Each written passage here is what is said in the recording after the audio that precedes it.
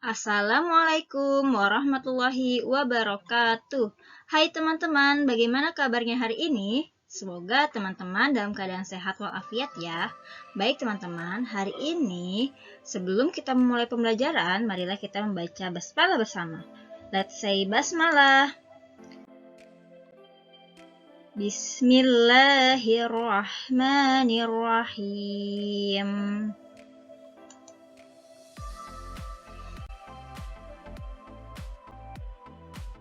Oke teman-teman, in main kita hari ini yaitu tentang Praja Mudah Karana, biasa disingkat Pramuka.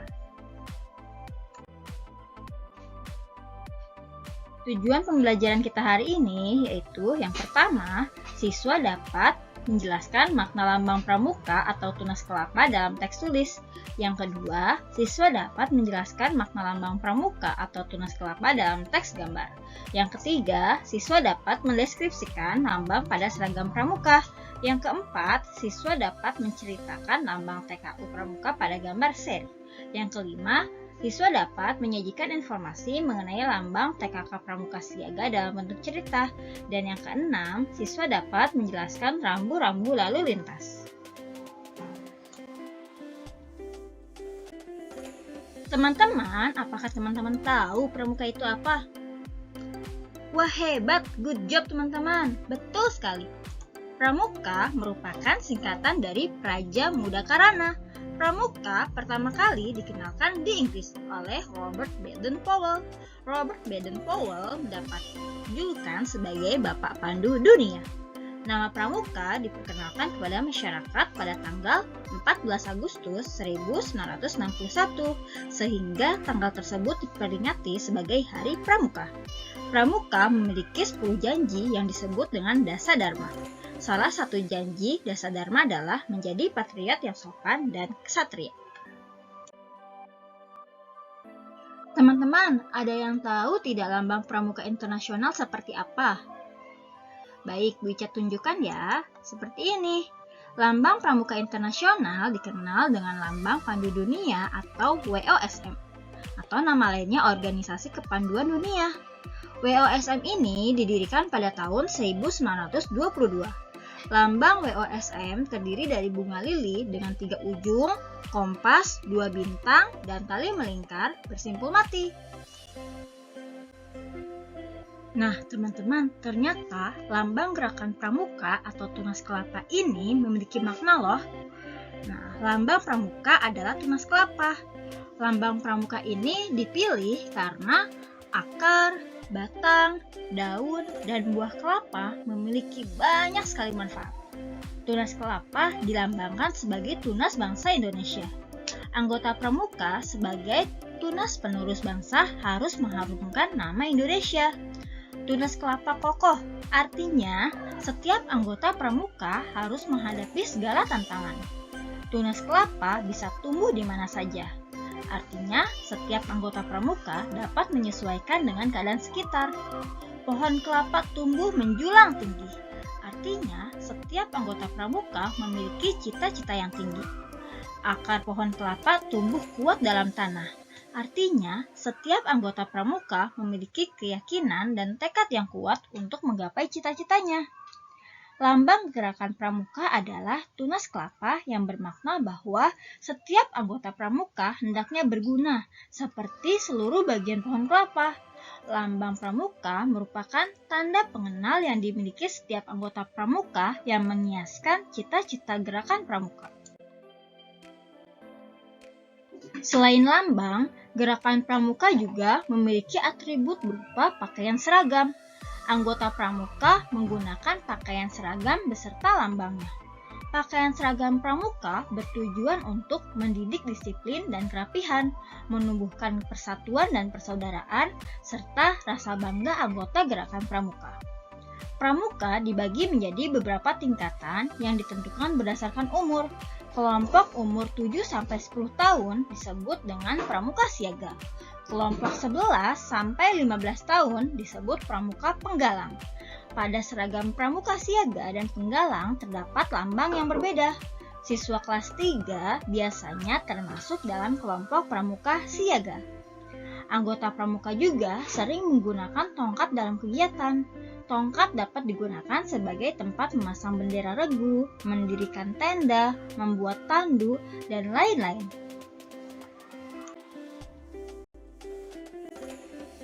Materi selanjutnya yaitu penggunaan tanda atau atribut seragam pramuka siaga.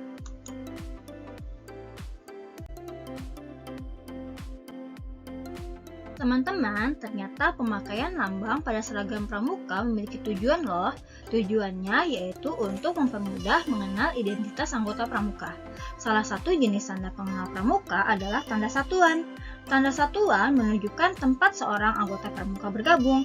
Tanda satuan terdiri atas tanda baru, peta wilayah atau lokasi, lambang nomor gugus depan, dan rencana wilayah. Barung adalah sebutan untuk kelompok pramuka siaga. Lambang barung berbentuk segitiga polos berwarna. Lambang barung dipasang di lengan kiri seragam pramuka. Peta wilayah, nomor gugus depan, dan rencana wilayah dipasangkan di lengan sebelah kanan. Berikut simbol-simbolnya ya teman-teman.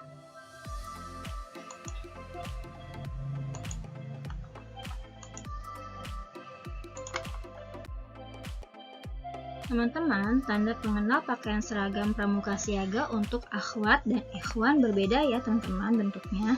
Teman-teman bisa lihat pada gambar yang berada di layar ya.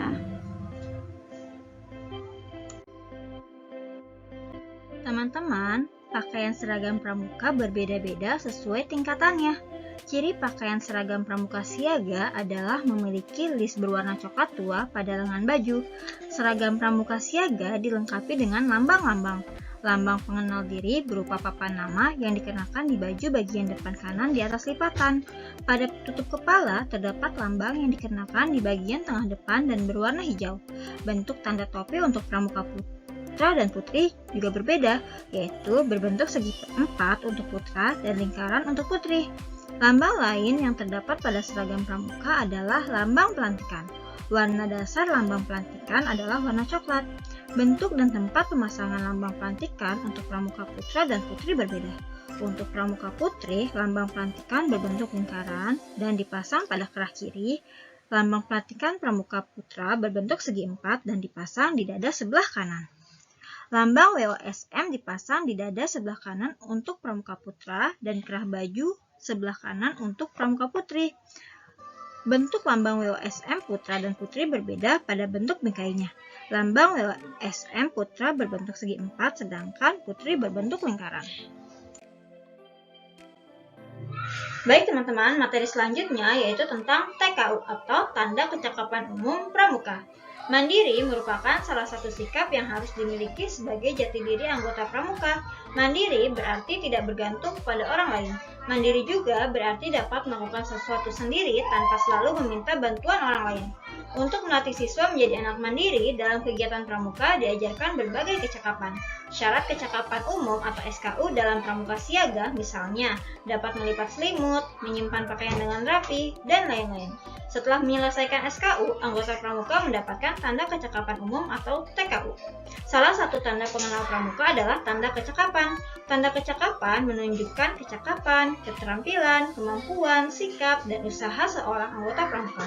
Tanda kecakapan umum atau TKU diberikan kepada anggota pramuka yang sudah menyelesaikan syarat kecakapan umum atau SKU sesuai tingkatannya. SKU meliputi berbagai bidang. Semua anggota pramuka harus mencapai syarat tersebut sesuai tingkatnya. Pada pramuka siaga, lambang TKU berbentuk jajar genjang dengan warna dasar hijau dan berisi gambar bunga kelapa berwarna putih. TKU siaga terdiri atas 3 tingkatan, antara lain TKU siaga mula, siaga bantu, dan siaga tata. Setiap tingkat dilambangkan dengan jumlah yang berbeda. Untuk siaga mula, lambang terdiri atas 1 susun, siaga bantu 2 susun, dan siaga tata 3 susun. TKU pramuka siaga dipasangkan di lengan baju sebelah kiri. Teman-teman bisa melihat tanda kecakapan umum pramuka siaga pada gambar berikut ini. Baik teman-teman, materi selanjutnya yaitu tentang tanda kecakapan khusus atau TKK wajib pramuka siaga. Nah, untuk memperoleh tanda kecakapan khusus atau TKK, seorang anggota pramuka harus mampu menyelesaikan syarat kecakapan khusus atau SKK terlebih dahulu. Setiap kecakapan memiliki syarat yang berbeda. Lambang TKK juga berbeda-beda sesuai jenisnya.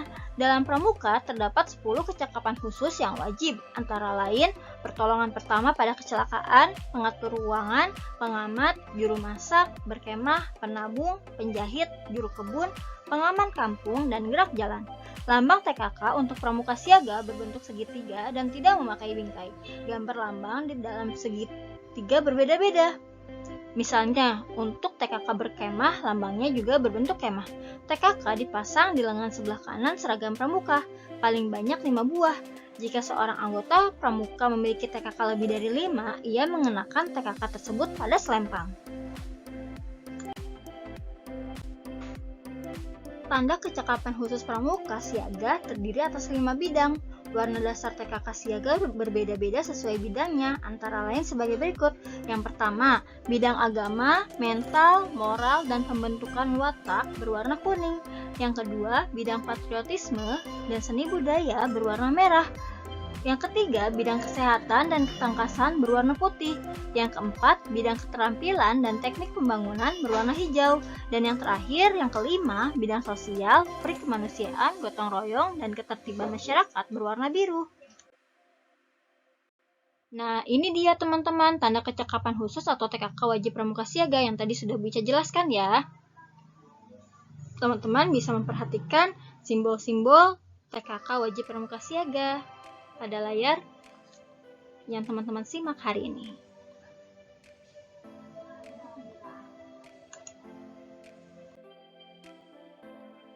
Teman-teman, apakah kamu suka bertualang? Ketika bertualang, kita melakukan perjalanan ke suatu tempat. Saat kamu melewati jalan raya atau persimpangan, pasti kamu melihat rambu-rambu lalu lintas. Rambu lalu lintas di jalan ada yang berupa rambu perintah, rambu larangan, rambu peringatan, dan rambu petunjuk. Nah, teman-teman ingin tahu lebih jelasnya? Yuk simak materi berikut ini. Baik teman-teman, selanjutnya Buica akan menjelaskan tentang rambu lalu lintas. Rambu lalu lintas bermanfaat untuk mengatur lalu lintas di jalan raya. Rambu lalu lintas membantu perjalanan menjadi aman dan nyaman. Rambu lalu lintas dibagi menjadi 4 macam, diantaranya ada rambu perintah, rambu peringatan, rambu larangan, dan rambu petunjuk. Rambu lalu lintas di jalan ada yang berupa rambu perintah. Rambu perintah berbentuk lingkaran berwarna dasar biru dengan gambar atau tulisan berwarna putih dan merah. Semua rambu lalu lintas di jalan raya berguna bagi semua pengguna jalan agar terhindar dari kecelakaan. Berikut contoh rambu perintah. Teman-teman bisa menyimak gambar yang berada di layar ya. Jenis rambu lalu lintas yang lain yaitu rambu peringatan. Rambu peringatan dipasang di jalan raya sebagai peringatan bagi para pengguna jalan agar berhati-hati karena di depannya ada sesuatu yang dapat membahayakan pengguna jalan. Rambu ini memiliki latar belakang berwarna kuning dan gambar atau tulisan berwarna hitam. Berikut contoh rambu peringatan antara lain sebagai berikut. Teman-teman bisa menyimaknya pada gambar yang berada di layar ya.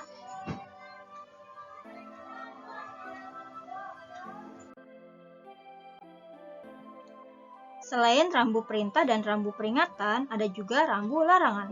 Rambu larangan dipasang sebagai tanda hal-hal yang tidak boleh dilakukan oleh pengguna jalan. Larangan ini diberikan demi keselamatan pengguna jalan dan juga demi menjaga ketertiban jalan raya. Rambu ini memiliki warna dasar putih dan warna gambar atau tulisan berwarna merah dan hitam. Berikut contoh rambu larangan. Silakan teman-teman simak pada gambar yang berada di layar ya.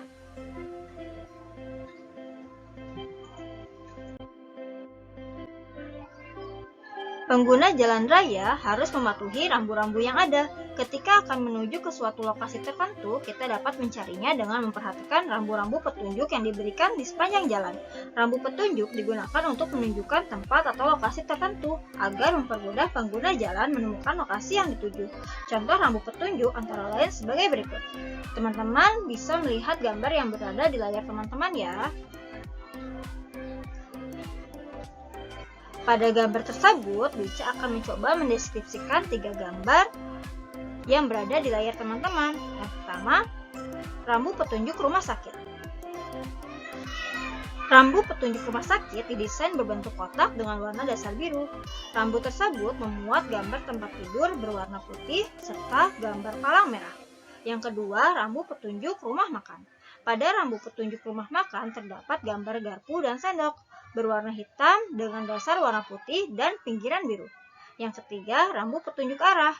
Untuk rambu petunjuk arah berwarna dasar hijau dan memuat panah yang sesuai dengan arah lokasi yang disebutkan pada rambu.